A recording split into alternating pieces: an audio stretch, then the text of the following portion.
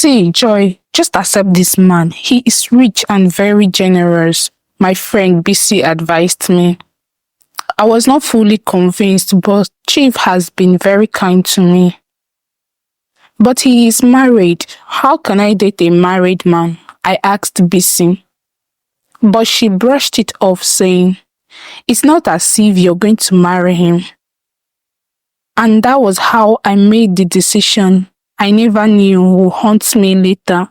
Chief was indeed a kind and generous man, as he loved and spent on me.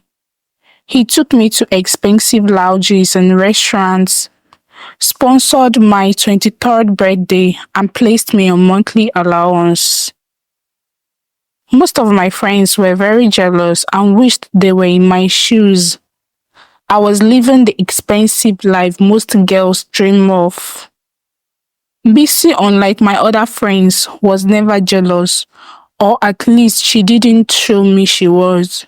She was dating one big politician whose identity she never revealed to me.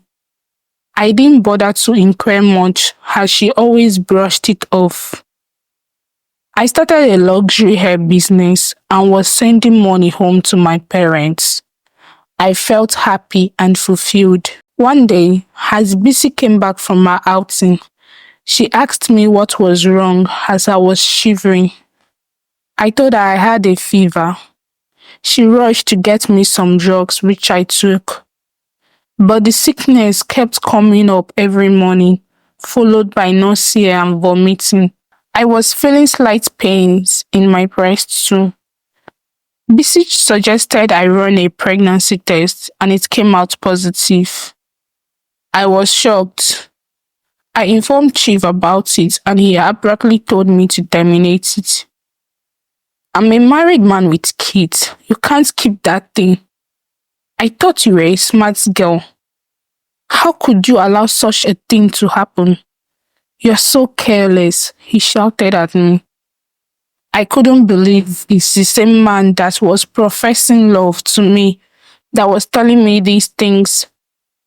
I was beyond hurt.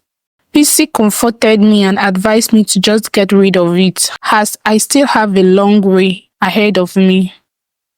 I thought about everything, the disappointment on my parents' face, the embarrassment I would face, and the fact that I was not ready to be a parent. I decided to follow BC's advice. I was haunted by that decision for a long time, and the guilt never left me. Chief stopped picking my calls and avoided me completely. Men are so cruel, I thought. This was the same man that promised me heaven on earth. But what did I expect?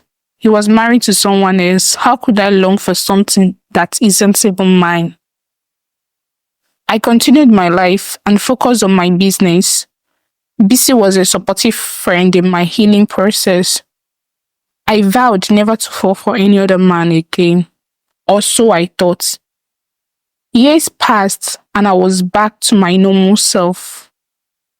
One day, a man walked into my shop, introduced himself as Ade, and requested to buy hair. This was not unusual, as men always bought hairs for their wives, mothers, and girlfriends. He asked me for recommendations and I suggested it to him. He paid for it and left. He collected my contact for future purchasing. That's how we started talking on WhatsApp. With each passing day, I found myself drawn to him. I kept reminding myself that I'm not supposed to fall for him, but I failed woefully. He was sweet and kind. Someone should draw my ear, as I have a weak spot for sweet, kind, and generous men. They have my Momo button. He confessed his feelings for me, but I was not ready. He waited patiently for me, and I later gave him a chance. BC was happy. I was finally healing. Our relationship was so fast that the next thing he was talking about seeing my parents.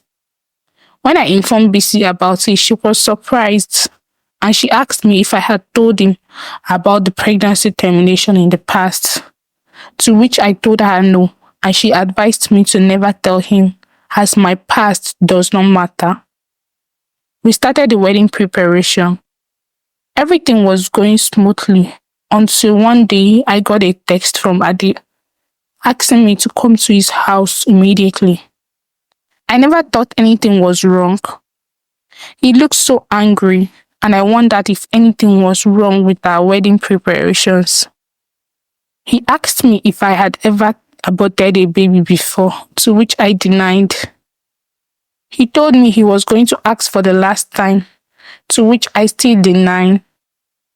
When I got home that day, I called Bisi on the phone. I told her about it, and she advised me to keep denying it. Our test results came out about a week later, and the outcome weakened my bone.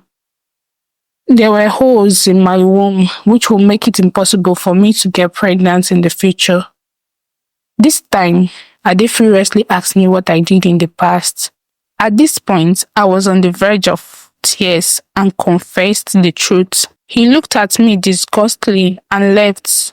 I never heard from him since that day. My heart was broken yet another time. The news of my cancelled marriage spread far and near. My parents were disappointed and people judged me harshly. Why was this happening to me? Was I the only girl that has ever terminated a pregnancy before? And why is my case so different? I transferred my aggression to Bisi and blamed her for taking me to the wrong place for the termination. She shouted back at me and asked me if she was the one that got me pregnant, or if she was the one that asked me not to protect myself in the first place. Besides, when I was taking Chief's money, if I was not enjoying it, she told me she was helping my broke ass, and if it weren't because of her, I would have been a nobody. Bisi's words hurt me so much. I didn't expect to hear those words from her. I was so ashamed and couldn't leave my room. Depression started setting in, and I became a shadow of myself. Where was I going to start from? That evening, I got a text from an old friend, and she asked me if I was going to attend Bisi's wedding. I had not heard from Bisi since our last fight and had no idea what was going on with her. I asked who she was marrying, and I was told it's Ade, my ex. How could Ade and Bisi betray me like this? I thought, were they dating behind my back? I wanted to blame everyone around me so bad. But deep down, I knew I was the one that caused my misery. I should have never listened to any advice from Bisi. I should have stood my ground. I cursed Bisi and her marriage that night till I fell asleep wishing I never wake up again.